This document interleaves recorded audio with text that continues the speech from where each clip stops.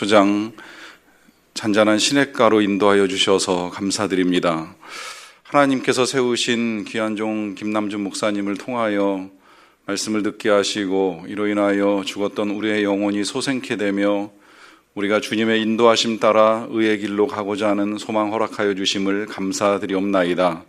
오늘 이 밤 하나님께서 우리에게 허락하신 말씀잔치 마지막 날에 오늘도 세우신 주의 사자를 통하여서 우리가 넘치는 은혜를 받기를 간절히 원합니다. 임하셔서 붙들어 주시고 우리 모두에게 말씀하여 주시옵소서.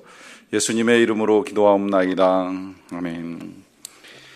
우리 하나님의 은혜 가운데 허락된 추수감사 말씀잔치 오늘 마지막 날입니다. 하나님의 백성들의 신앙과 삶이라고 하는 주제로 나누게 되는 말씀, 오늘 본문은 시편 23편 5절 말씀입니다. 신약성경 818면 시편 23편 5절 말씀입니다. 5절 말씀 한 절을 다 같이 한 목소리로 받들어 읽겠습니다. 주께서 내 원수의 목전에서 내게 상을 차려주시고 기름을 내 머리에 부으셨으니 내 잔이 넘치나이다. 아멘. 오늘 이 말씀 가지고 넘치는 은혜라고 하는 제목으로 김남준 목사님께서 말씀을 전해주실 텐데 오늘도 감사의 박수로 환영하겠습니다.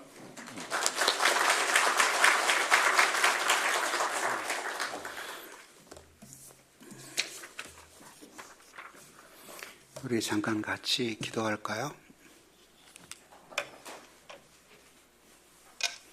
하나님 감사합니다. 오늘 사경의 마지막 날 우리를 부르셨습니다. 오늘 우리에게 하나님의 말씀의 은혜를 주셔서 주님을 인격적으로 만나게 해 주시옵소서.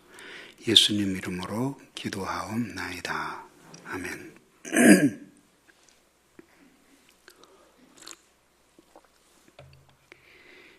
시인은 하나님이 자신을 영적으로 영혼을 소생시켜 주셨기 때문에 그 하나님이 자신의 목자라고 고백을 하게 되었다는 것이 어제의 설교의 요지였습니다. 그러면서 그는 4절로 넘어갑니다. 그러면서 사망의 음침한 골짜기를 지날지라도 주의 지팡이와 막대기가 아니하시나이다. 즉 인생에 있어서 지극히 험한 죽음의 위협이 도사리고 있는 상황 속에서도 하나님이 저를 지켜주셨기 때문에 하나님을 자신의 목자로 여기게 되었다라는 뜻입니다. 마지막 5절이 우리 앞에 있습니다. 성경을 보시고 제가 다시 한번 읽겠습니다. 주께서 내 원수의 목전에서 내게 상을 차려주시고 기름을 내 머리에 부으셨으니 내 잔이 넘치나이다 라고 말합니다. 여기에서 이 시인이 이제 자기의 잔이 넘친다라고 고백을 합니다. 이것은 잔치집의 문맥입니다. 신랑과 신부가 혼인을 하고 모든 사람들이 그 혼인을 축하하며 기뻐하는 자리에 주인은 가장 오래되고 잘 익은 포도주를 내옵니다. 그리고 그것을 손님들의 잔에 가득 아낌없이 따라줍니다. 그리고 잔과 잔이 부딪히면서 축배를 듣는 소리가 나고 그리고 기쁨의 소리가 가득한 그 잔치집을 그려내고 있는 겁니다. 자, 이 시인이 내 잔이 넘치나이다 라고 고백을 합니다. 이것은 하나의 문학이죠. 잔치집에서 그렇게 모든 사람이 기뻐하며 잔을 부딪히며 환호했던 것처럼 그러한 기쁨이 자기의 마음속에 넘쳐나고 있다는 고백을 지금 하고 있는 것입니다.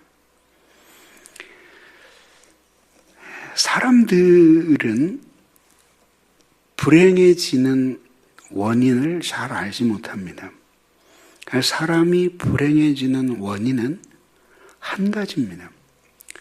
올바르지 않은 곳에서 기쁨을 찾으려 하기 때문에 인간은 불행해지는 것입니다.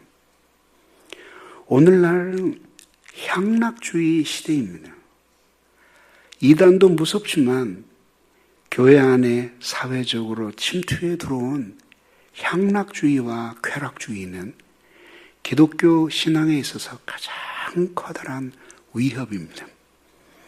그러면 왜 사람들은 그렇게 미친 듯이 향락을 찾고 쾌락을 찾을까요? R.K. 체스터턴이라고 하는 영국의 유명한 사상가가 있었습니다. 그 사람은 자신의 책 속에서 이런 충격적인 언사를 우리에게 보여줍니다. 한 남자가 사창가의 문을 두드릴 때 그는 하나님을 찾고 있는 것이다. 즉 인간이라고 하는 것은 결국 모든 기쁨의 원천이신 하나님께로부터 찾도록 창조되었는데 죄와 어두움이 그리고 무지가 그 참된 인생의 기쁨을 주는 곳에서 기쁨을 찾을 마음을 포기하고 그릇된 곳에서 그 갈망을 채우고자 하는 것이 바로 인간의 타락상이요 쾌락을 향한 질주입니다. 한 20여 년 전에 어느 의사가 글을 썼어요. 그 당시 서울의 맨 끝에 가면 수유동이라고 있었습니다. 지금은 거기부터 서울이 훨씬 더 확장되었기 때문에 멀리 있지만, 근데 거기가 맨 끝자리 중에 하나였는데, 그리고는 조금 더 가면 의정부하고 연결이 됩니다. 의사가 당직을 서는데, 앰뷸런스도 아니고, 택시가 온 거예요. 그러더니 새벽인데 신사들이 한 남자를 업고 와서 병원 문을 두드리면서 이 사람 좀 살려달라고 금방 쓰러졌다는. 그래서 의사가 진찰을 해보니까 이미 죽었어요. 그래서 병원으로서는 더 손쓸 것이 없습니다. 그리고 이제 한쪽에 덮어서 밀어놨는데 얼마 있다가 한 1시간쯤 넘으니까 가족들이 그 새벽에 택시를 타고 달려왔어요. 울고 불고 난리가 났는데 가족들은 울어도 이 의사는 죽은 시체를 바라보면서 의사 생활을 20년 이상 했지만 저렇게 기묘한 자세로 죽은 사람은 처음 본 거예요. 되게 태어날 때는 아이들이 이렇게 손을 움켜쥐고 태어나고 죽을 때는 이렇게 죽잖아요. 그래서 공술의 공수거라 그러잖아요. 근데 이 사람은 한쪽 손은 움켜쥐고 한쪽 손은 펴고 죽은 거예요. 그래서 의사가 신기하다. 저게 뭘까? 그리고 아무도 없을 때 시체에게 가까이 가서 손가락을 펴봤어요. 하나씩, 둘씩. 손가락 4개를 모두 펴고 나니까 손에서 뭐가 뚝 떨어지는 거예요. 화투 2장이 떨어지는 거예요. 툭툭툭 떨어져요.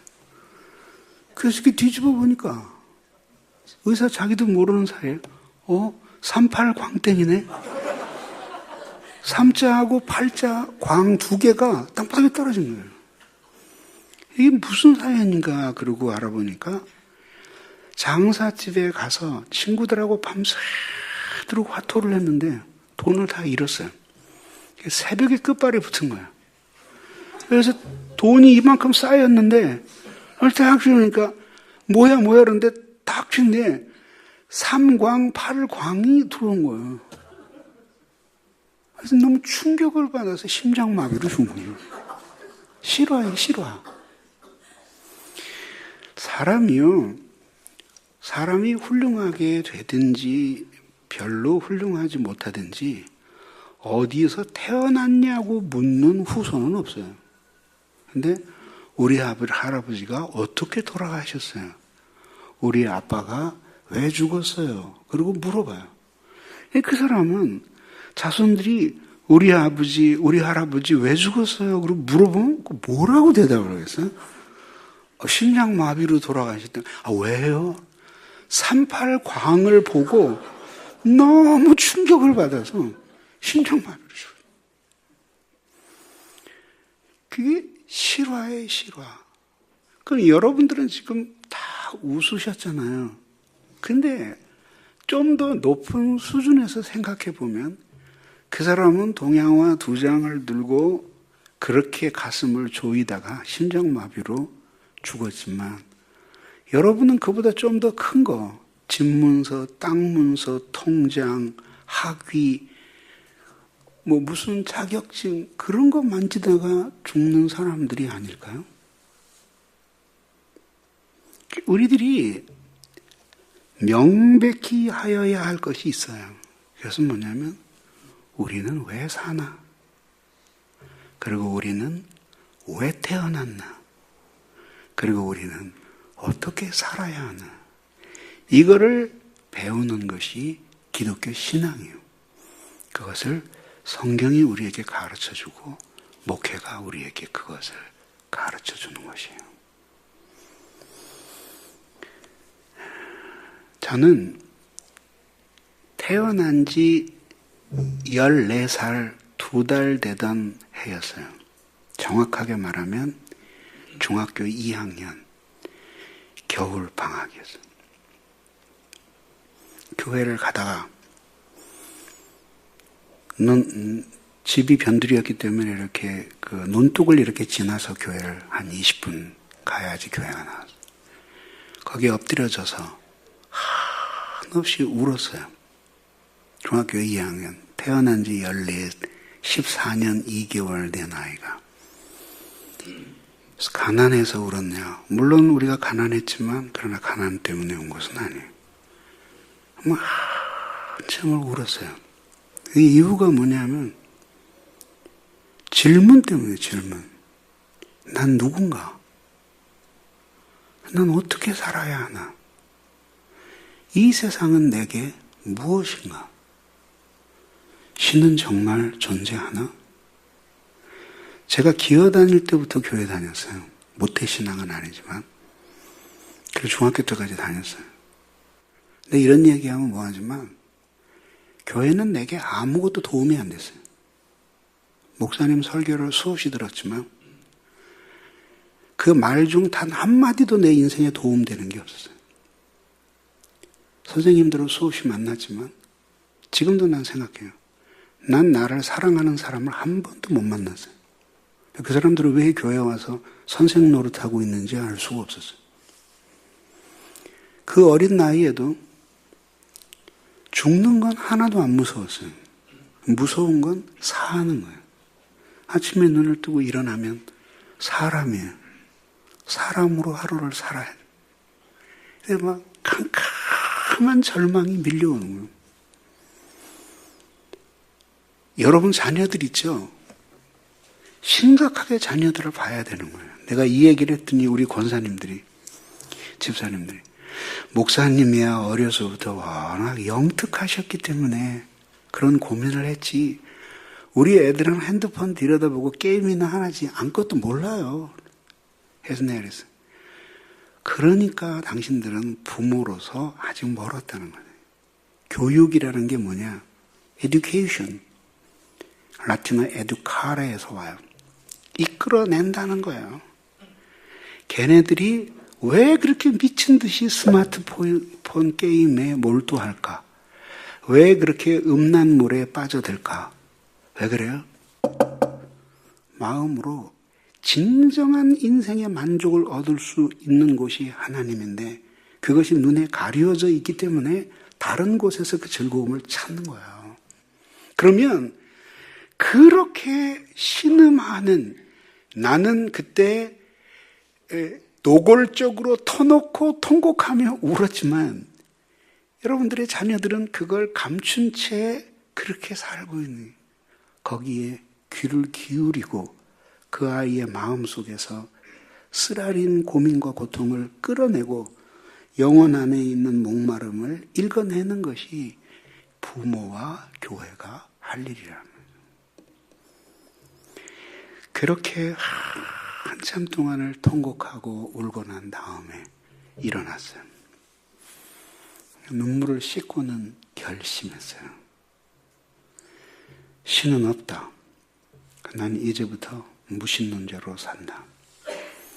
더욱이 하나님이라는 분이 있다고 하더라도 그분은 내 인생에 관여할 권리가 없다.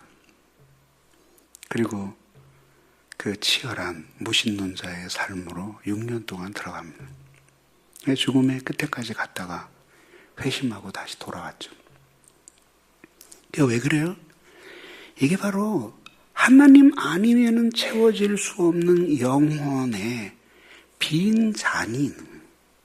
그것이 채워지지 않을 때 병적인 증상이 삶 속에 나타나는 거예요. 물질, 명예, 소유 이런 것들이 우리에게 행복을 가져다 줄 수 있어요. 그러나 며칠이겠어요? 며칠. 좋은 집을 샀다. 영국 속담에. 그러면 한 달을 행복하대요. 훌륭한 말을 샀다. 1년 행복하대요. 그리고 사랑하는 여자와 결혼을 했다. 일주일 행복하대요. 이발을 했다. 하루 행복하대요. 그게 우리 인간이에요. 우리는 그것을 눈을 뜬 사람들이에요. 그게 얼마나 허무한가 하는 것을 본 거예요. 시인이 그걸 경험한 거예요. 폭풍의 바다를 지나고 눈보라치는 언덕을 넘고 사망의 그림자가 가득한 골짜기를 지났는데도 부족한 것이 없었어요. 이유는 뭐냐면 자신의 영혼의 빈 잔을 하나님이 당신 자신으로 가득 채우셨기 때문에 아무것도 모자라는 것이 없다고 하나님 앞에 고백을 하게 된 것입니다. 자, 그러면 도대체 무엇이 이 시인으로 하여금 내 잔이 넘치나이다 라는 고백을 하게 했을까요? 여러분, 이런 단어 최근에 써보신 적이 있어요?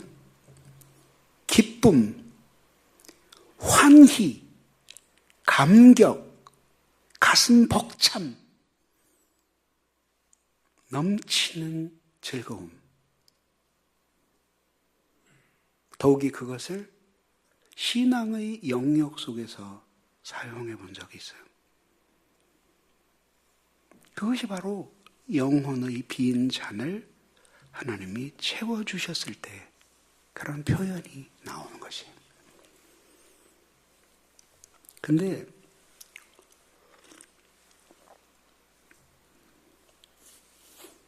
이 시인이 그럼 무엇 때문에 영혼의 빈 잔이 가득 부은 포도주 잔처럼 넘치는 것을 경험했는가?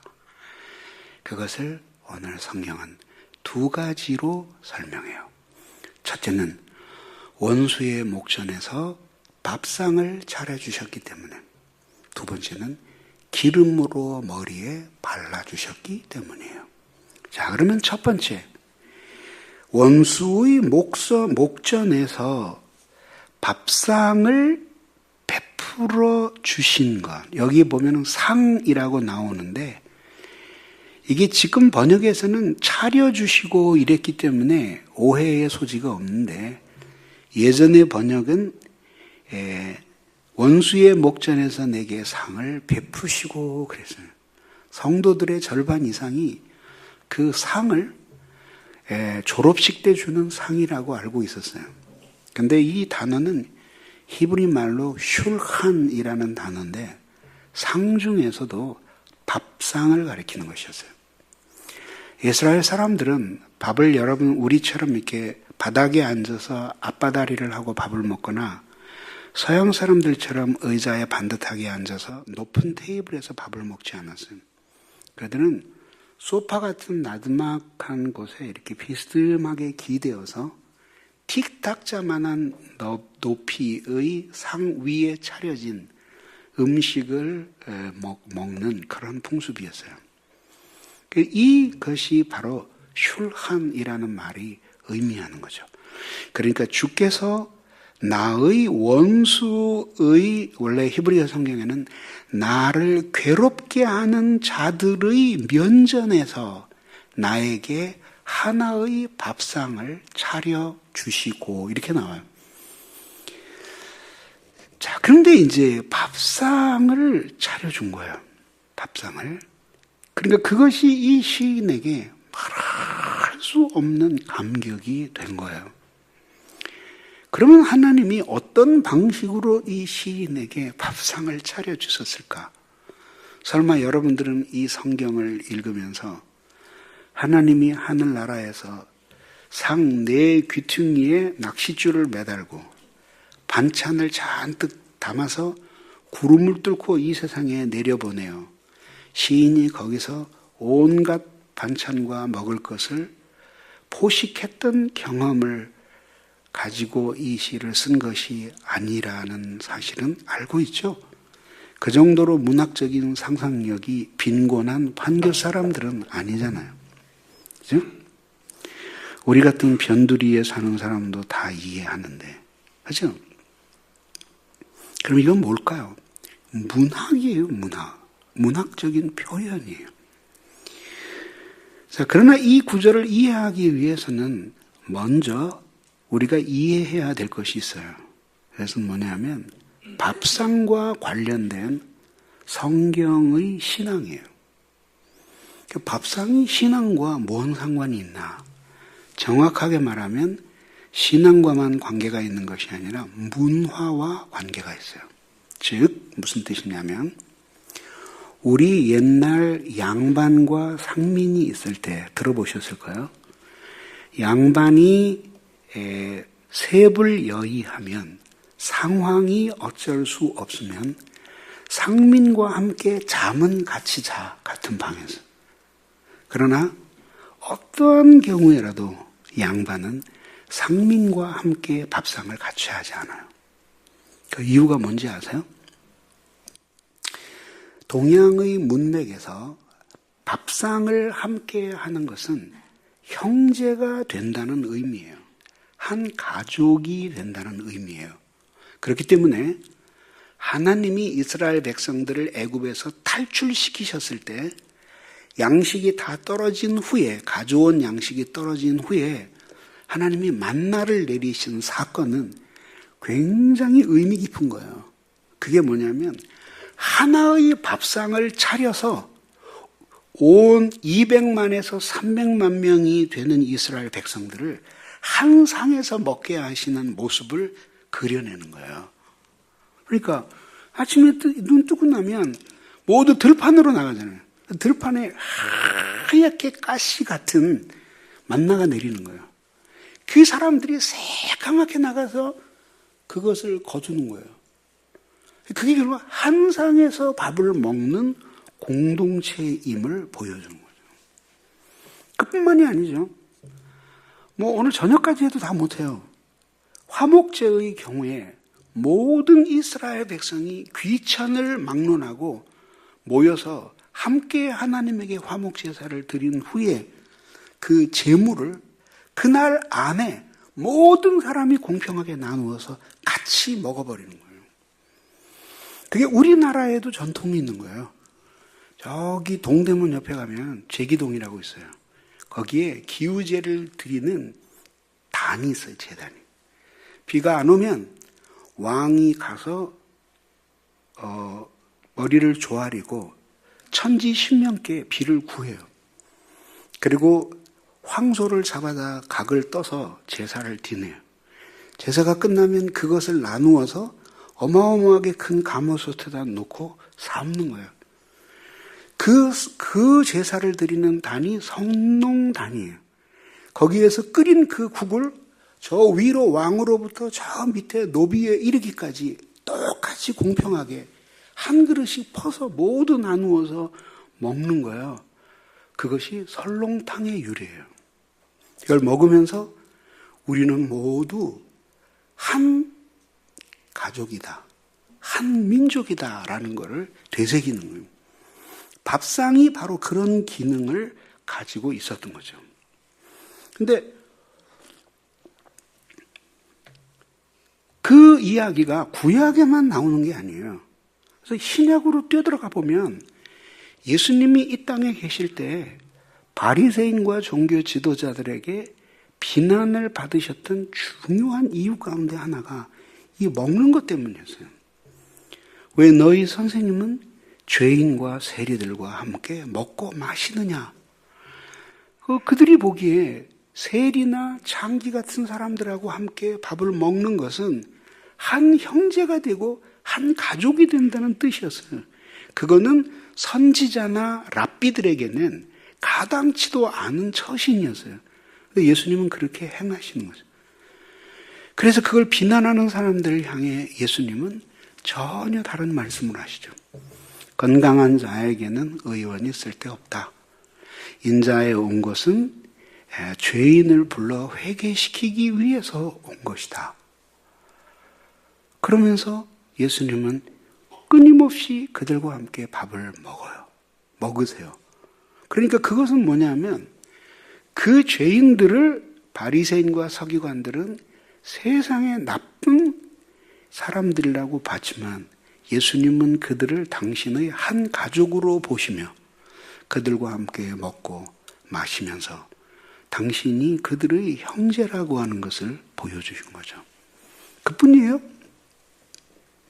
뒤로 쭉 넘어가 보면은 중간에 많이 있지만 다 건너뛰고 넘어가 보면 예수님이 마지막 십자가에 못 박히시기 전에 마지막으로 제자들과 하신 일이 무엇이었죠? 최후의 만찬을 나누는 것이었어요. 그리고 말씀하셔요. 떡을 떼어주며 이것은 너희를 위하는 바 나의 몸이다. 잔을 따라주시며 이것은 너희를 위하는 바 나의 피, 곧 언약의 피다. 자, 마셔라. 뒤로 더 넘어가면 계시록에 가면 라오디게아 교회에 주시는 말씀에 이런 말씀 나옵니다. 볼지어다 내가 문 밖에 서서 두드리노니 누구든지 내 음성을 듣고 문을 열면 그에 들어가 먹고 그는 나로 더불어 먹으리라. 또 먹는 이야기가 나오는 거예요. 그것은 결론적으로 말씀드리면 뭐냐면 이렇게 하나님이 시인을 위해 밥상을 차려주셨다.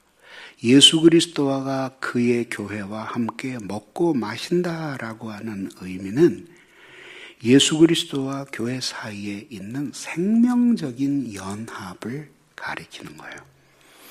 그 생명적인 연합은 다름이 아니라 바로 오늘 이 시인과 하나님 사이에서도 나타나고 있는 거죠. 자, 그리고 그다음에 밥상을 차려주셔요. 그 밥상을 받았을 때 뭐 배불리 먹었다 어쨌다 이런 얘기가 아니라 하나님께로부터 주어진 밥상을 받았을 때 이 시인이 너무 기뻐서 감격과 환희, 기쁨이 꽉 차게 되었다라는 말씀이에요.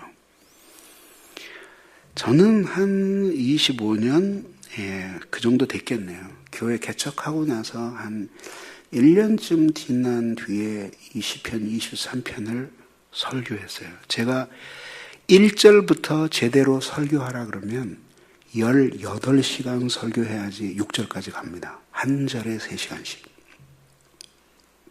근데 오늘은 지금 여러분들이 KTX 타고 달리는 거예요. 그리고 몇 개의 기차역은 건너뛰었습니다. 근데 그때 히브리어 성경으로 시편 23편을 집에서 읽었어요. 원래 쓰여진 언어가 이스라엘 언어예요. 근데 읽다가 너무 감격해서 성경을 가슴에 끌어안고 방 안을 몇 바퀴 돌았어요. 히브리어 성경 아니면은 결코 찾아낼 수 없는 감격이었어요. 그 당시에 저는 아주 히브리어에 깊이 빠져 있었던 때였기 때문에 성경을 대부분을 히브리어로 읽었어요. 근데 그 이유가 뭐냐면 여기에 나오는 차려주시고라는 동사 때문이었어요. 그 동사가 히브리어로 아라크라는 단어예요. 근데 이 아라크라는 단어는 전쟁의 문맥에서 아주 많이 사용된 단어예요. 즉 부대의 많은 병사들이 대오를 갖추고 항열을 지어서 진을 치는 모습을 묘사할 때 아라크라고 한 거예요.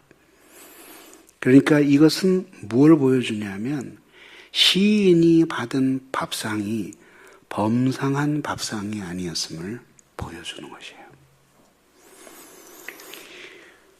저는 신방을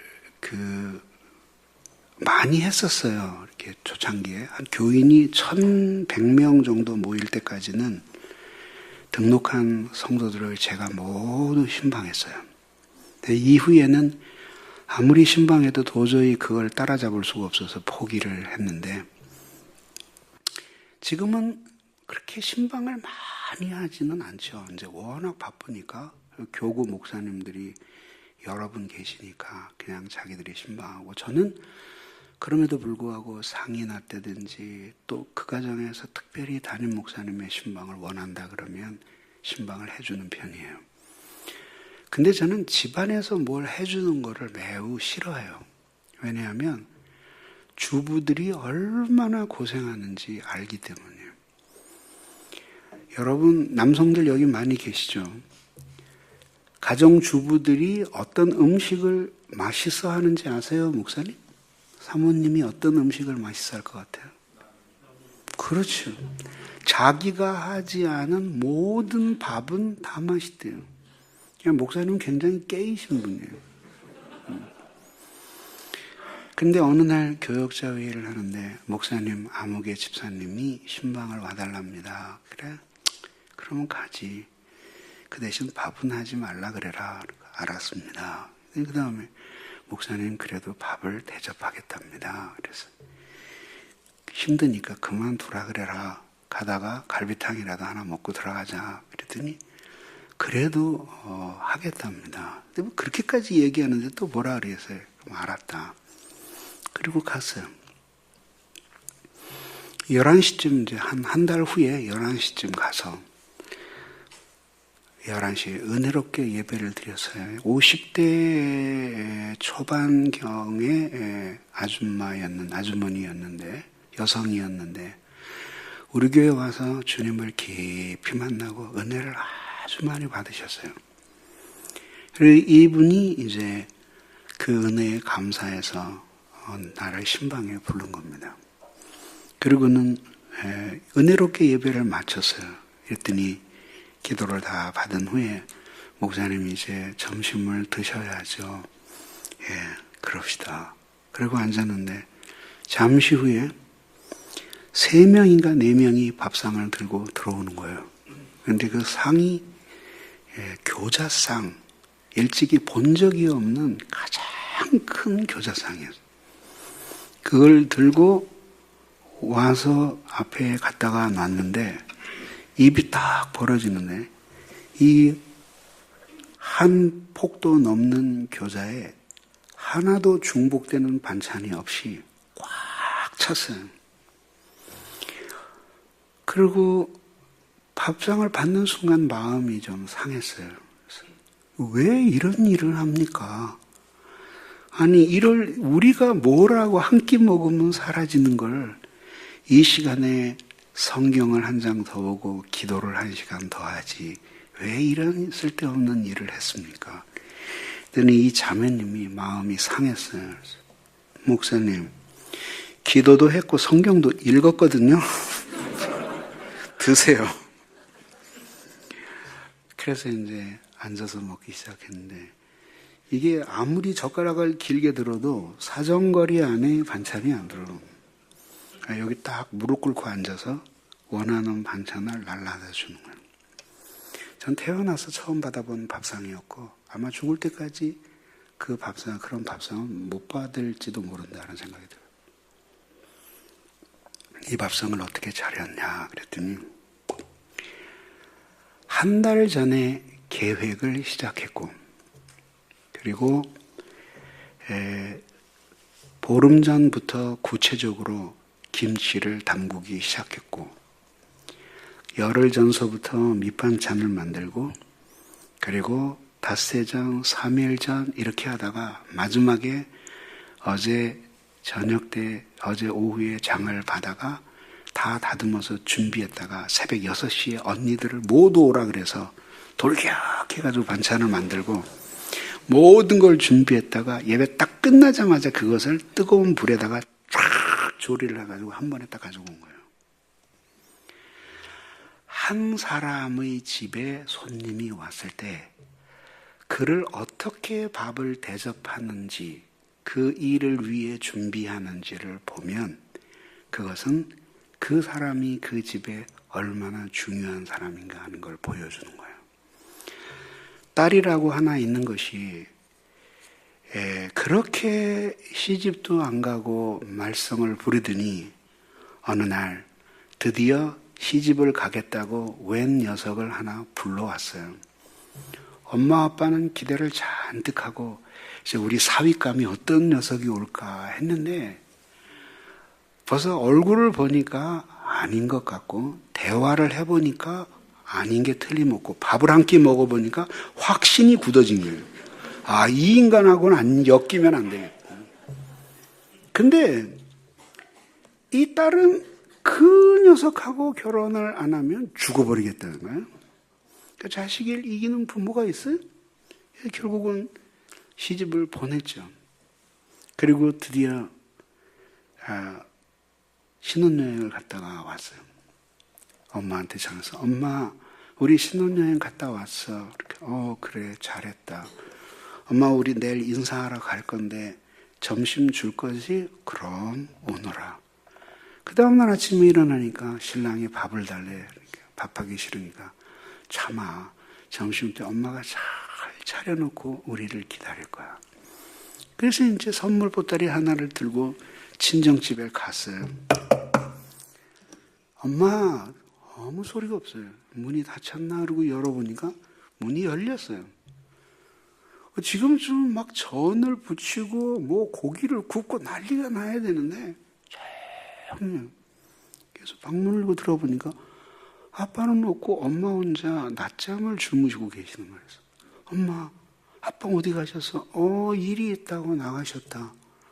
어쨌든 장모님 절 받으십시오. 우리 신혼여행 갔다 왔습니다. 아 그래 절은 뭘 그래도 절을 했어요. 엄마 우리 배고파 밥 줄 거지? 그래 걱정하지 마라.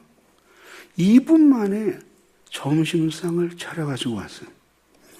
한쪽이 깨진 나무로 만든 소반에 밥 먹던 밥 2개에다가 찬물을 잔뜩 부어서 제사 지내듯이 숟가락 2개를 꼽은 다음에 반찬을 차렸는데 달랑 하나 수많은 젓가락의 공격을 받은 흔적이 있는 고추장 하나 달랑 올라오고 자 차린 건 많지 않지만 넉넉히 들게 그리고 탁 내려놓는데 상이 끼뚝하면서 밥에 물이 찍 하고 옆에 찌그러졌어요.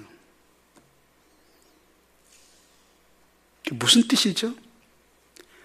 엄마는 입을 다물고 있지만 이 밥상이 소리치고 있는 거예요. 사위, 난 네가 싫어. 어쩌다 우리 집안이 너하고 엮였냐. 다시 안 만났으면 좋겠다. 다시 나타나지 말아다오. 우리 인연을 돌리도. 밥상이 소리치고 있는 거예요. 근데 여기에 나오는 하나님이 시인에게 차려주신 밥상은 아라크의 밥상이었어요. 이 끝부터 저 끝까지 왕실의 식탁으로 차려진 엄청나게 많은 음식들이 가득 있는 그 엄청난 밥상이 시인에게 내려와. 시인이 그 밥상을 받아서 원수들이 이 시인을 한 칼에 죽여버리기 위해서 덤벼드는데 화려하게 차린 식탁을 앞에 놓고 누군가와 겸상을 하고 있는 거예요. 그 대신 이 악인들이 깨닫는 거야. 아, 저 자식이 저렇게 대단한 인물이어서 하나님과 겸상을 할 정도로 그렇게 엄청난 패밀리여서 깨닫는 거예요. 거기서 하나님이 이 시인을 존귀하게 대해주시는 광경을 보여주는 거예요. 머릿속에 그려지세요, 그림이? 이게 바로 원수의 목전에서 내게 한 밥상을 차려 주셨고, 그런 뜻이에요.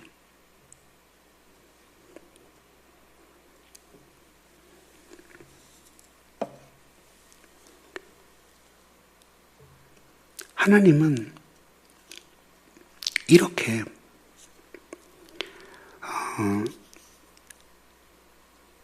당신의 큰 자비하심으로 아무것도 아닌 다윗에게 찾아오셔서 분에 넘치는 화려한 식탁을 차려주신 것이에요.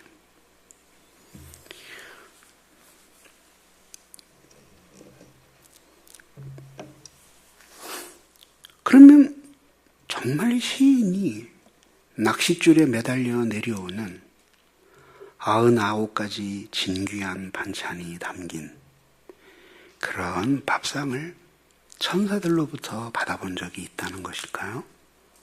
그래서 그게 가능할까요? 그러니까 이것은 또 하나의 문학이에요. 그것은 뭐냐면 자신의 영혼 안에서 일어난 하나님이 자신을 가족으로서 후하게 대접해 주시는 넘치는 사랑을 묘사해내고 있는 거예요. 자, 시인이 첫날 말씀드린 바와 같이 결코 우리가 부러워만 할 수는 없는 매우 특이한 인생을 살았고 고통과 시련으로 가득한 인생의 날들을 지났어요.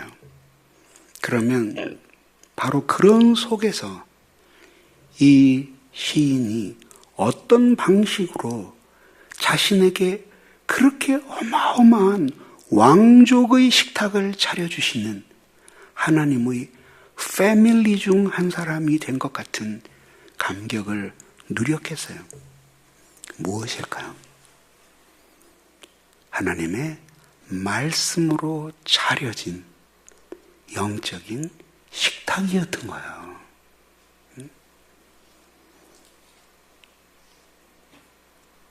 그래서 시인이 뭐라고 말해요?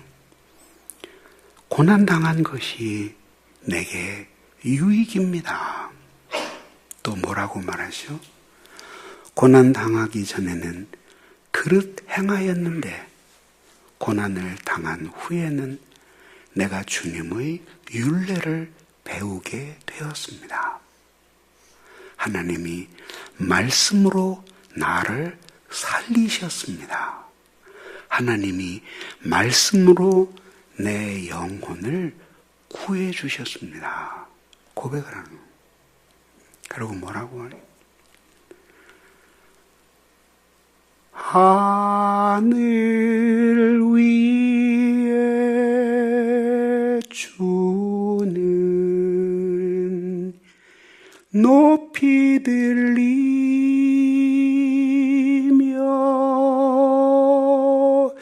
주의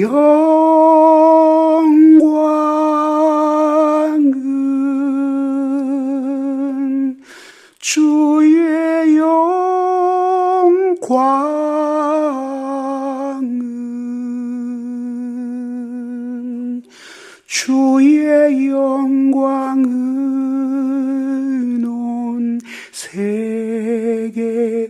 위에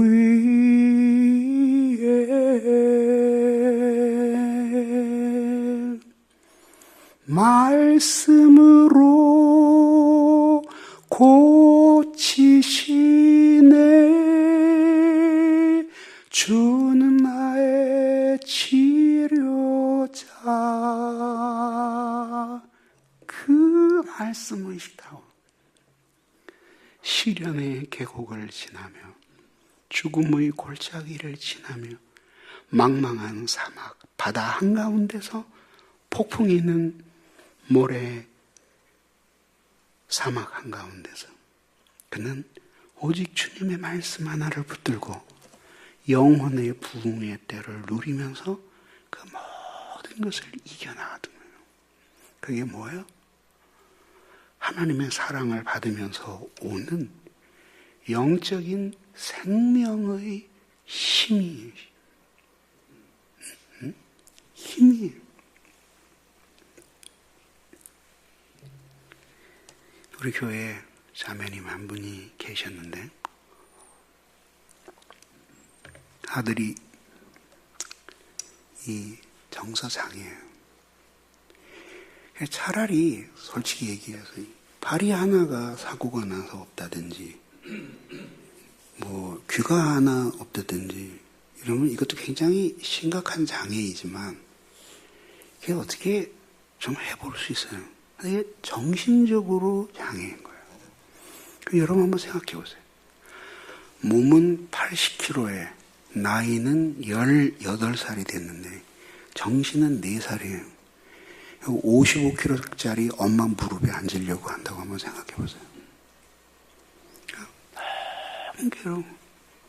그래서 이 자매가 교회 오기 전에 매일매일 하는 게 Why me? 왜 내게 이런 일이 일어났습니까? 왜 하필이면 내게 이런 일이 일어났습니까? 그러니 인생에 기쁨이 있겠어요? 없겠어요? 그래서 교회 왔어요. 그래서 설교를, 예배를 드리는데 한 말씀이 꽉 가슴에 와닿았어요. 뭐냐면 이건 여러분들에게도 하고 싶은 얘기예요. 여러분도 똑같이 오늘 설교를 들으면서 말은 안 하지만 Why me? 그래서 왜 내게만 이런 일이 일어나는? 대부분의 사람에게는 안 일어나는 일. 왜 내게 이런 일이 일어나는? 그리고 묻는 분들이 있을 거예요. 내가 그분들에게도 똑같이 하고 싶어요. 그게 뭐냐면 신앙은 현실을 받아들이는 것으로부터 시작이 된다. 우리는 이 지상에서 왜 나에게? 라는 질문에 대해서 100% 대답은 못 찾을 때가 많아요. 그렇지만 그거를 받아들여야 돼요. 그 말씀에 은혜를 받은 거예요.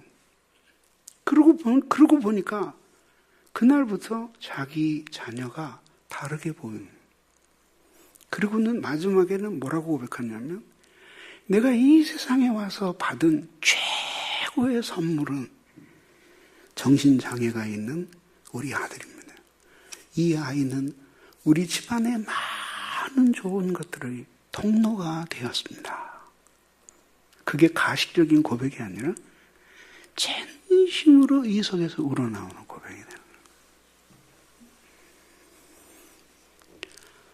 폭풍 후 감속 해치사 빛으로 손잡고 날이 놓아소서. 그러면서 순식간에 가정이 변하는 거예요. 그게 뭐죠? 그게 그냥 마음이 변한 게 아니에요. 그게 성경이 이야기하는 생명이에요, 생명. 생명이 뭐예요? 살아나게 하는 힘이에요. 이게 여기에 이렇게 꺾여진 채 꽂혀 있어도 생명이 있으면요. 이게 계속해서 싹이 나고 꽃이 피어요. 뿌리도 내려요. 그게 생명이에요. 신앙의 힘은 바로 이 생명의 힘이에요. 이 생명이 예수 그리스도를 통해서 하나님께로부터 우리에게 오는 거죠. 이 생명을 식탁을 통해서 경험한 거죠. 저는 50대 초반, 중반 되기 전까지 평생 소원이 입원해 보는 거였어요. 병원에 입원해서 연약한 손으로 꽃다발을 받아보는 게 소원이었어요. 농담이 아니라 정말로 하얀 그 원베드에 누워서 1인실에 누워서 꽃다발을 받는 게 소원이었어요. 근데 그냥 딱 그 나이가 지나가고 10년 동안 11번을 입원을 하고 9번을 수술을 했어요. 이젠 싫어요. 이젠 많이 해봐서 싫어요. 이게 이 생명의 기운이 사라지는 거예요. 그전에는 힘이 넘쳤죠. 그게 생명이에요. 생명은 삶을 살아가게 만드는 에너지의 힘이에요. 그런데 그런 막다른 삶의 상황에서 그걸 극복하면서 기쁨으로 살아가게 만드는 것이 생명의 힘이고 이거를 주는 것이 신앙의 힘이에요. 하나님은 그것을 이 시인에게 하나님의 말씀을 통해서 주신 거죠. 그래서 즐거운 때나 슬플 때나 언제나 하나님의 말씀은 이 시인에게 잘 차려진 왕족의 식탁과 같았어요. 그걸 먹으면서 힘이 나는 거예요. 힘이 나요. 곤고하고 너무 힘들 때 자기가 진짜 만나고 싶은 친구가 혹은 형제가, 교인이, 목회자가 함께 찾아와서 함께 좋은 식탁을 함께 나누며 밥을 먹어도 이상하게 살아갈 수 있는 놀라운 힘이 이 바닥에서부터 쭉 생겨나요. 그게 밥이 주는 힘이에요. 하나님의 말씀이 이 시인에게 그러한 영적인 힘을 주었던 거예요. 그래서 어떻게 죽은 영혼 같은 때에도 하나님이 살리시는 것을 경험했고, 그래서 시련과 고난 속에서도 의의 길을 걸어갔고, 사망의 음침한 골짜기를 지나도 두려워하지 않을 수 있었고, 주님의 지팡이와 막대기를 위로하여 현실을 이길 수가 있었던 것입니다. 그러면 여러분들에게 정말 필요한 것이 뭐예요? 하나님의 말씀의 은혜예요, 은혜.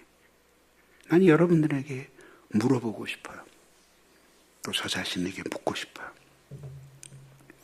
성경을 읽다가 그 깨달음이 너무 소중해서 설교를 듣다가 그 말씀의 은혜가 너무 커서 눈물을 흘려보신 적이 있어요?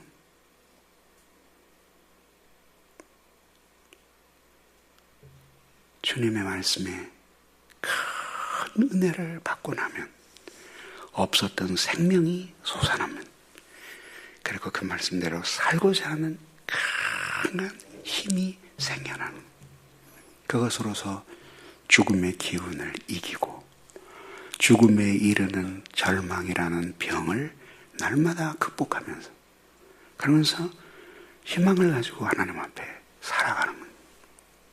여러분들이 그렇게 말씀의 부흥을 누리는 사람들이 되기를 예수님의 이름으로 빕니다. 자, 보세요. 왕관이, 넓은 땅이, 수없는 곡물이, 그리고 바쳐온 수많은 선물이 이 시인을 감격스럽게 만들지 않았어요. 하나님이 차려주시는 말씀의 식탁, 은혜의 밥상만이 이 시인의 영혼의 빈 잔을 가득 채워서, 그래서 하나님 사랑에 넘치게 하였던 것입니다.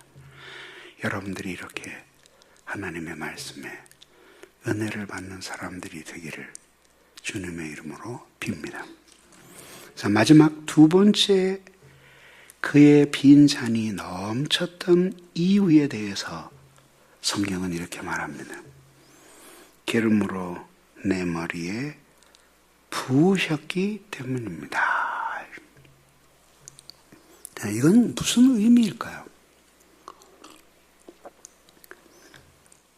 이것을 알기 위해서는 구약에 나오는 세 가지 직분을 이해하고 있어야 합니다. 하나님이 이스라엘 나라가 형식적으로는 왕이 다스리는 나라였지만 그 왕은 심부름꾼에 불과했고 진짜 그 나라의 왕은 하나님이셨어요. 그래서 왕은 하나님의 종으로서 왕의 자리에서 하나님의 통치를 이 세상에 구현해야 할 사명을 가지는 사람이었어요. 이에 비해서 또 한 종류의 사람들이 있었는데 이 사람들은 선지자라고 불리우는 사람들이었어요. 이 사람들의 중요한 사명은 하늘에 계신 하나님의 뜻을 자기의 백성들에게 전달해 주는 것이었습니다. 그리고 그것은 바로 다름이 아니라 미래에 일어날 일을 예언하는 것이 아니라 모세의 그 율법을 그 시대의 사람들의 생활과 신앙, 윤리에 적용할 때 그 백성들은 어떤 삶을 살아야 하는지를 설교했던 사람들이 선지자였어요. 또한 무료의 사람들이 있었는데 제사장이라는 사람이었어요.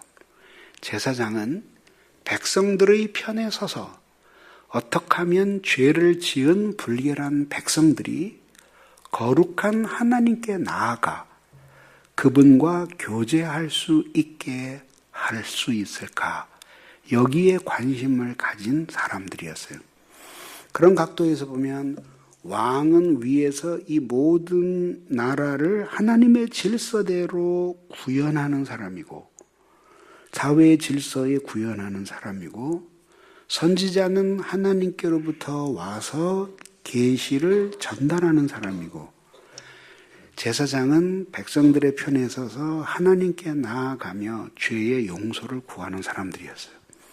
이 세 종류의 사람, 왕과 제사장과 선지자, 물론 왕은 하나이고 선지자들은 많이 있고 제사장들은 더 많이 있었죠. 이 세 직분을 가진 사람들, 직임이라고 말하는데 이 세 직임을 맡은 사람들이 솥발처럼 버티며 이스라엘이라는 나라를 떠받치고 있었던 것이에요. 자, 그런데 한번 생각해 보세요. 보면 서로들 미친 듯이 대통령이 되고 싶어 하지만 미국에서는 4년, 8년, 우리나라에서는 5년 대통령하고 내려오면 다 늙었어요. 결국은 대통령이 하고 싶어 하긴 하지만 그 일이 얼마나 고달픈 일인지를 보여주는 거죠. 오바마 씨도 대통령 될 때에는 청년 같았는데 8년 하고 내려올 때는 할아버지가 다 됐어요. 얼마나 스트레스를 많이 받고 어렵겠어요. 근데 그러니까 왕이 얼마나 어렵겠어요. 더군다나 그때나 지금이나 하나님 말씀 안 듣기가 소심줄 같은 사람들이 모여있는 곳이 이 세상인데 하나님의 말씀을 전달하면 그렇게 고분고분 듣는 시대예요. 그러니 거기서 하나님의 뜻을 전달한다는 게 얼마나 어려웠겠어요. 경우에 따라서는 돌에 맞아 죽었거든요. 왕한테 미움을 사가지고 죽여버리든지 하거든요. 제사장은 또 얼마나 어렵겠어요. 결국 뭐냐면 이 세 가지 직분은 인간이 맨정신을 가지고 할 수 있는 일이 아니에요. 그래서 하느님이 이 직분으로 사람을 세우실 때에는 빈손으로 세우지 않으시고 기름을 부으셨어요. 그때 사용되었던 기름은 오늘날 여러분들이 알고 있는 올리브유였어요. 근데 그 올리브유를 매우 특별한 방식으로 짜서, 그래서 그것을 올리브유를 부으며, 그래서 기름을 부으며 그를 임명했던 거예요. 근데 이 올리브유를 붓는 사건이 그냥 기념식이 아니라 실제로 기름을 부을 때 그 일을 행하기에 적합한 성령을 하나님이 보내주셔서, 그래서 이전에 없었던 탁월한 지혜와 용기, 결단할 수 있는 능력, 지도력, 총명, 이런 것들을 갖게 해 주셨던 거예요. 그래서 이제 그랬어요. 그래서 이걸 이해하기 위해서는 신약시대와 구약시대의 성령의 역사의 경륜을 좀 이해해야 되는데, 구약시대에는 성령님이 당신이 하고자 하는 일을 위해서 어떤 사람에게 오셔요. 그리고 하나님이 그 일을 끝낸 다음에 그 성령을 거둬가시는 거죠. 어떤 사람은 죄를 짓고 그 사람을 징벌하는 의미로 거두어 가시기도 하고, 그렇지 않아도 때가 되고 일이 끝나면 하나님이 거둬 가시는 형태의 성령의 역사가 구약의 역사였다면, 신약에서의 성령의 역사는 한 번 신자에게 오시면 떠나지 아니하고 우리 안에 영원히 계셔서 하나님과 우리 사이에 교제가 이루어지게 하시는 분이 성령님이고, 이 성령님이 우리와 함께 계시기 때문에 우리가 죄를 회개하고 믿음을 갖고 순종의 삶을 살고 성령의 충만함을 받을 때 우리가 생명의 충만함을 받아서 세상의 모든 것들을 이기며 살아갈 수 있는 힘을 얻게 되는 것이에요. 자, 아무튼 그런데 이 다윗은 일생에 3번의 기름 부음을 경험합니다. 그러나 그 3번 중에서 가장 뚜렷하게 잊혀지지 않던 성령의 경험이 첫 번째 그가 이새의 아들로 사무엘에게 기름 부음을 받을 때였어요.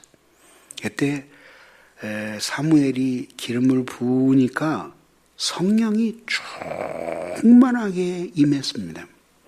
그리고 그는 예전에 없었던 탁월한 지혜와 용기, 그리고 판단력,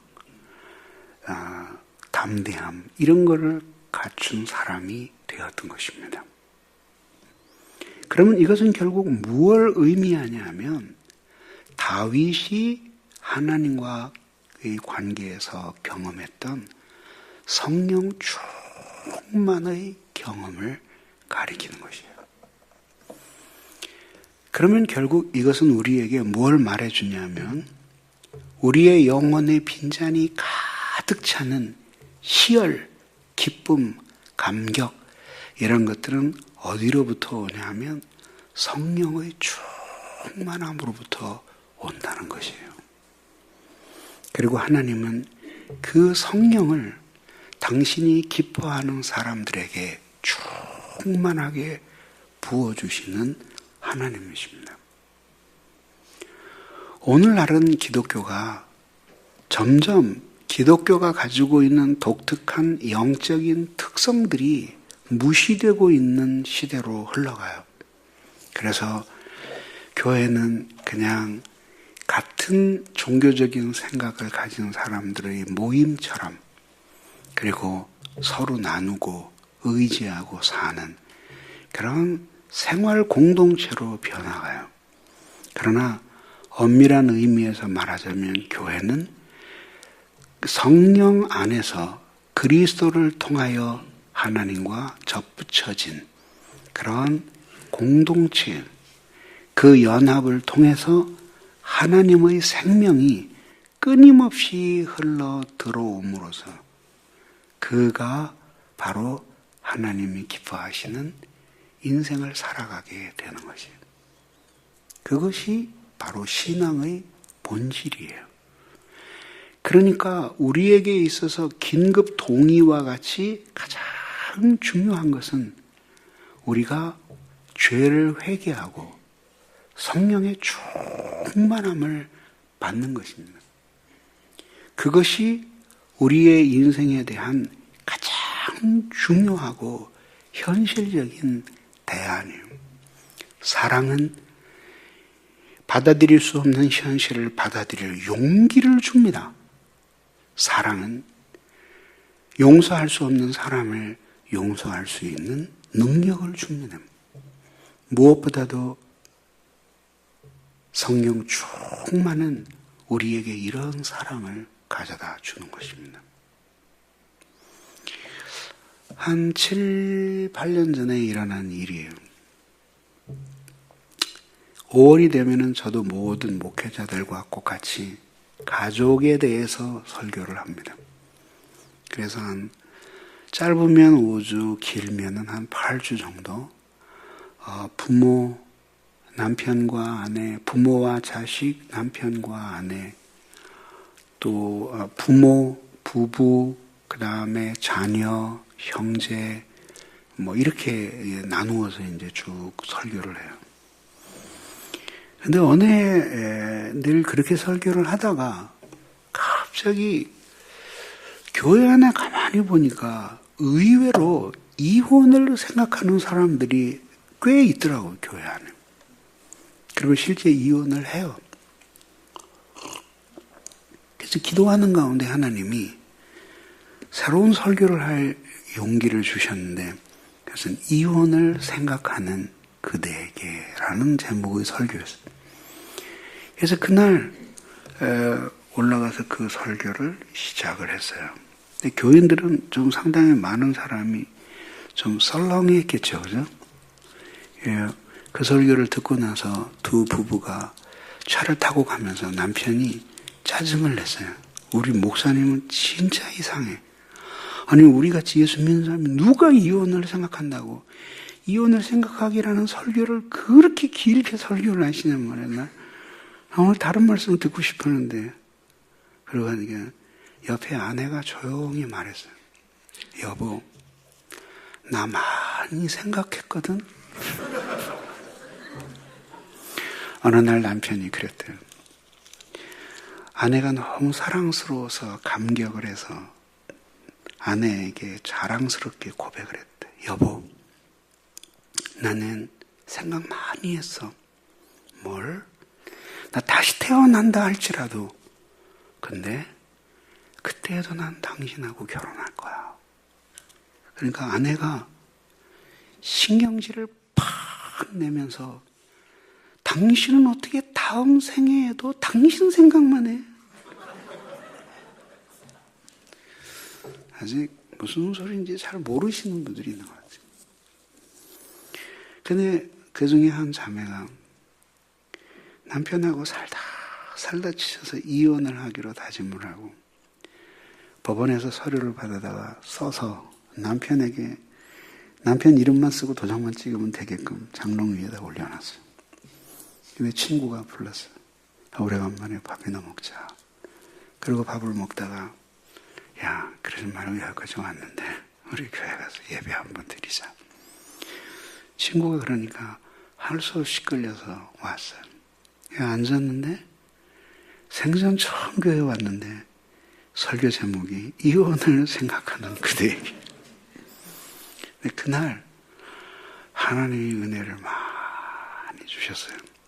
그리고 그 자매가 통곡하면서 회개를 했어요. 그리고 주님을 영접했어요. 그리고 집에 돌아왔어요.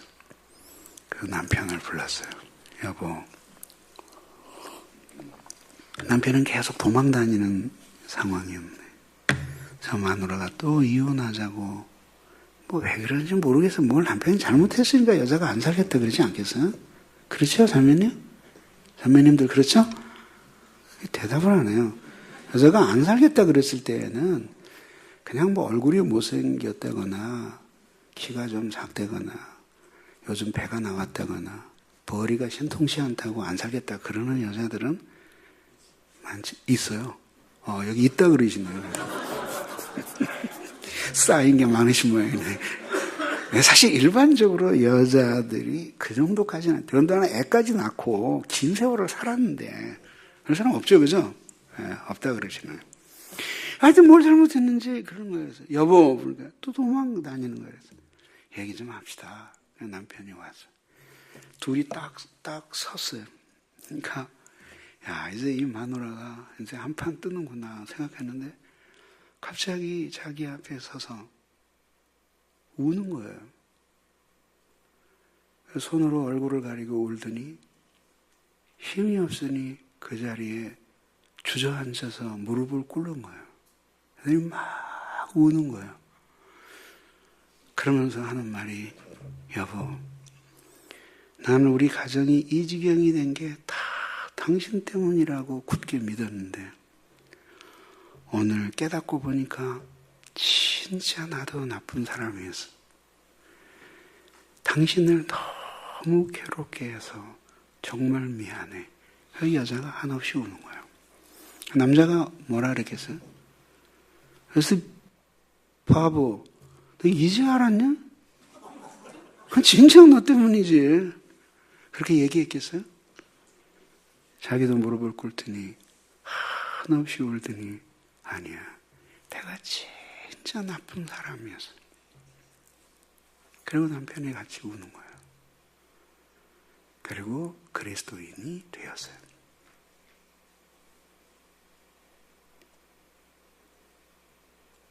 이곳 어두운 세상에 빛으로 부르셨네.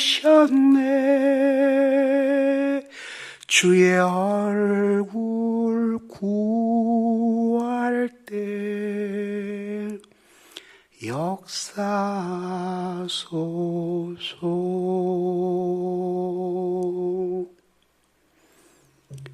하나님은 그렇게 모든, 이제 제가 늘 말씀드리는 건데 따라해 보세요. 내가 이런 거 잘하는데 따라해 보세요. 살아있는 한, 해보시라니까. 살아있는 한 살아가야 한다. 이게 명제예요. 죽었으면 안 살아도 돼요. 근데 살아있어요. 목숨이 붙어있는 것 가지고는 살 수가 없어요. 자기 인생을 자기가 주체성을 가지고 살아가야 돼요.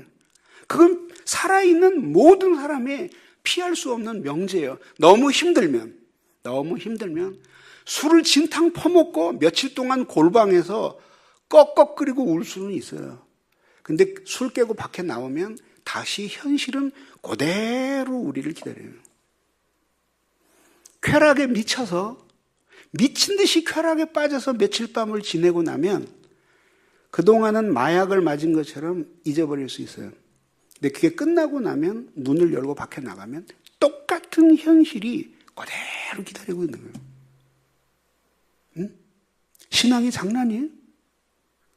신앙이 농담이에요? 목사를 위한 신앙이? 아니면 누굴 위한 신앙이? 아니에요. 내가 항상 얘기하는 거예요. 지져오려고 예수 믿는 거예요. 누구 위해서 예수 믿는 게 아니라. 우리 예전에 모두 하나님 없이 살아봤던 사람이에요. 저 14살 나이에도 하나님 없이 살아봤잖아요. 안 되더라, 이게. 왜? 살아있는 한, 목숨이 붙어있는 한, 살아가야 한다는 명제는 피할 수가 없어요.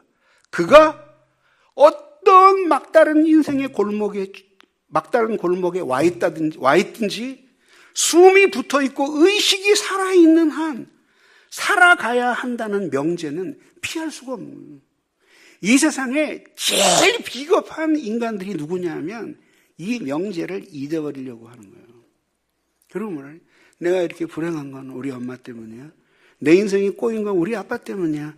내 인생이 이렇게 틀어지기 시작한 건 이상한 남편 만났기 때문에 이 꼬라지가 된 거야. 그리고 내 인생이 이렇게 바닥을 기고 있는 것은 만나지 말았어야 할 저 예편네를 만나서 이 꼬라지가 된 거예요. 이러고 다니는 인간이 제일 쓰레기야. 인간 말종이에요. 왜? 물론 그 사람들이 자신의 인생에 잘못된 영향을 주었을 수도 있어요. 근데 뭐냐면 우리 인간은 그렇게 타율적이고 타자 의존적인 존재가 아니에요. 살아있기 때문에 우리의 힘으로 우리의 인생을 살아내야 하는 거예요. 근데 그렇게 살 수 있는 능력이 우리에게 없다는 것을 알기 때문에 우리의 힘으로는 그렇게 살아도 안 된다는 사실을 고백했기 때문에 그냥 나와서 그리스도 예수의 십자가를 붙드는 거예요. 그렇게 들판에서 한참 동안을 통곡하고 울고 눈물을 씻으며 빡빡 머리 깎은 14살 2개월 된 아이가 이제 무심는 대로 살겠다고 했다가 6년 동안을 지냈어요. 그 얘기는 하고 싶지 않지만 엄청나게 많은 책을 읽었어요. 그러면서 문학과 철학과 사상을 헤매다가 마지막에 다다른 곳이 어디냐면 당자의 돼지우리칸이었어요. 살 수가 없는 거예요. 그리고 거기서 무릎을 꿇고 어렸을 때 들었던 복음을 기억한 거예요. 그러면서 그리스도께서 나를 위해 죽으신 그 십자가, 그 십자가를 통해서 내가 하나님 앞에 잊혀진 존재가 아니라 God so loved the world, 하나님이 세상을 이처럼 사랑하사 독생자를 주셨으니 하나님이 나를 이처럼 사랑하사 그리스도를 주셨으니 이는 저를 믿는 자마다 멸망치 않고 영생을 얻게 하려 합니다. 서서히 복음이 마음을 녹이고 마지막에 하나님 앞에 회개하고 믿음을 갖게 되었어요. 그때 어떤 마음이었을까요? 이런 마음이었어요.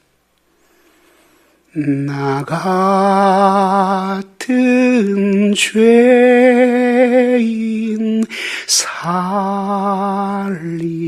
살리신 주 은혜 놀라와 잃었던 생명 찾았고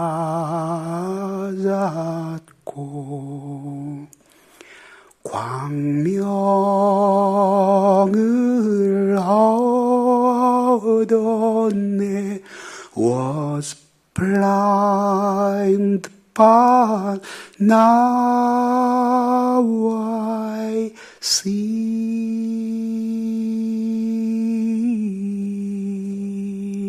눈이 열려진. 그리고는 이 세상이 모두인 줄 알았던 나의 마음에 천상의 세계가 있다는.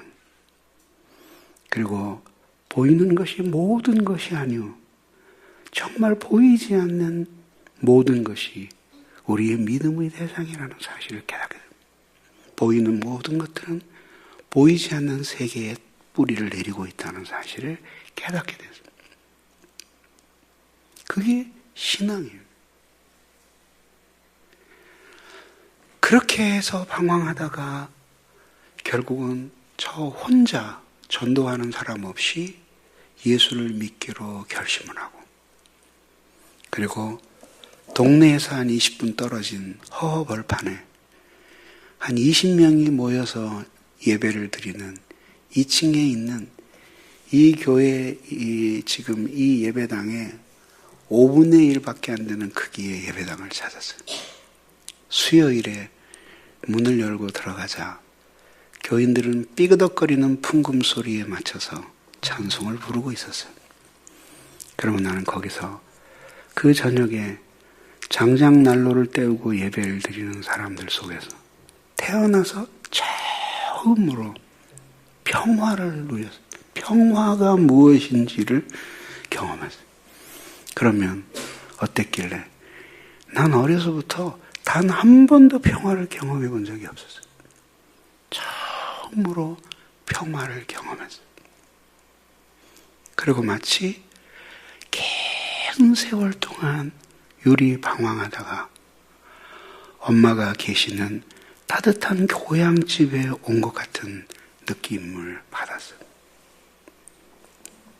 그리고 몇 달 안 다니니까 목사님이 어느 날은 불러요. 교인 20명, 30명밖에 안 모이는 교회에 멀끔한 청년이 예수를 믿겠다고 왔으니 목사님이 얼마나 좋으시겠어요. 오늘은 목사님, 할아버지 목사님이면. 그분이 부르더니 청년, 네, 자네는 이번에 세례를 받게. 제가 어떻게 벌써 세례를 받습니까? 어려서부터 교회 다녔으니까 그냥 문답을 안 받아도 세례를 받게. 그 당시에 그 목사님은 나에게 하늘 같은 분이었는데 내가 어떻게 그 명령을 거역하겠어. 그리고 그날 밤부터 고민이 생겼어요. 내가 교회를 나오는 것까지는 내가 이해를 하겠는데 내가 어떻게 예수님과 혼인을 할 수 있을까?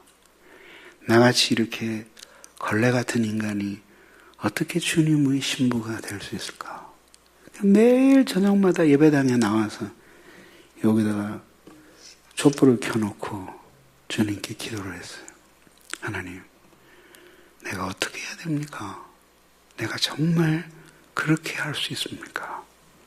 응답은 없었지만 어쨌든 토요일이 됐고 문답을 받았고 그 다음날 세례를 받게 되었어요. 되게 추운 날이었어요. 목사님이 장로님과 함께 물을 가져와서 내게 차려왔어요. 내가 예수를 믿는 자 김남준에게 성부와 성자와 성령의 이름으로 세례를 주노라. 생전 경험해보지 못한 일이 일어났어요.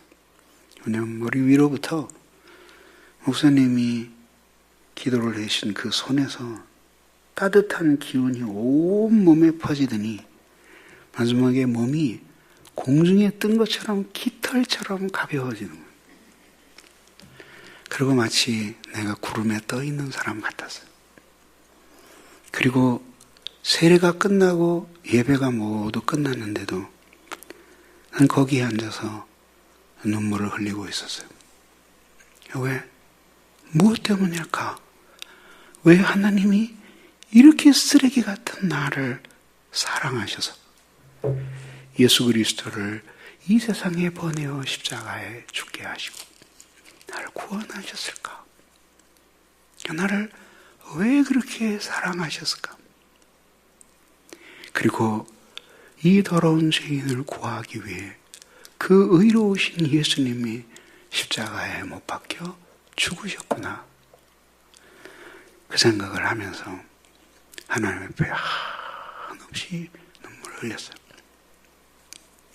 얼마나 울고 나니까 예배도 끝났고 사람도 다 빠져나갔는데 그 추운 때 막 찬란한 햇빛이 그 성에가 끼어있는 유리창을 뚫고 들어올 때 그때 내 마음속에 오직 한 가지 소원이 생겼어요. 예전에는 꿈도 많고 많은 소원이 있었는데 이제 다 필요 없고 오직 내가 살아있는 날 동안에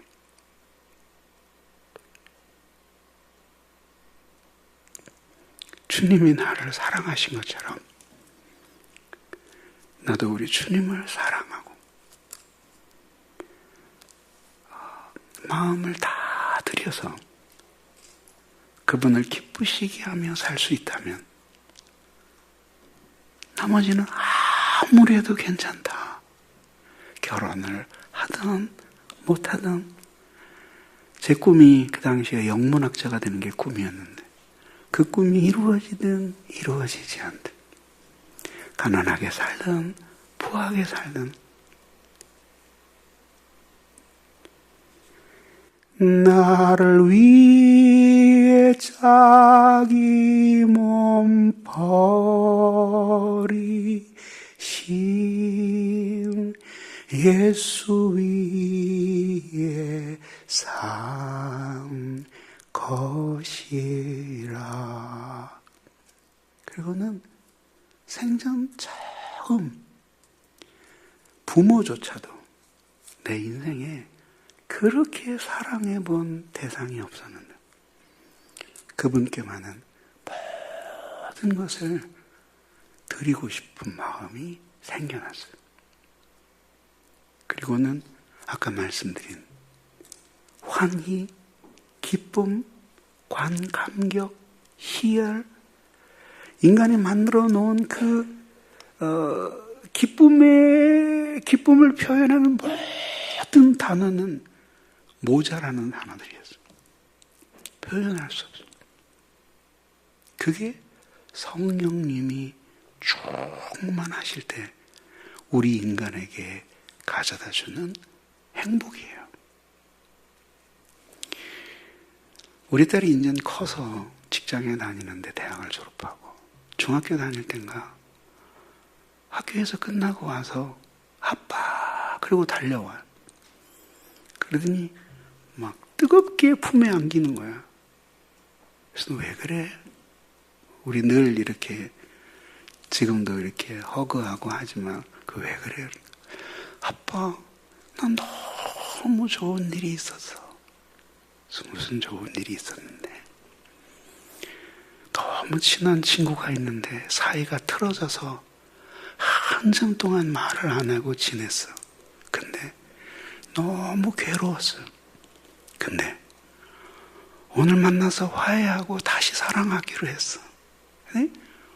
얼굴에 환한 빛이 도는 거야. 내가 그때 생각했어요. 사람과 화해를 해도 저렇게 행복한데 만약에 하나님과 화해를 하면 어떤 일이 생길까? 그건 언제나 여러분들이 상상하는 그 이상이에요.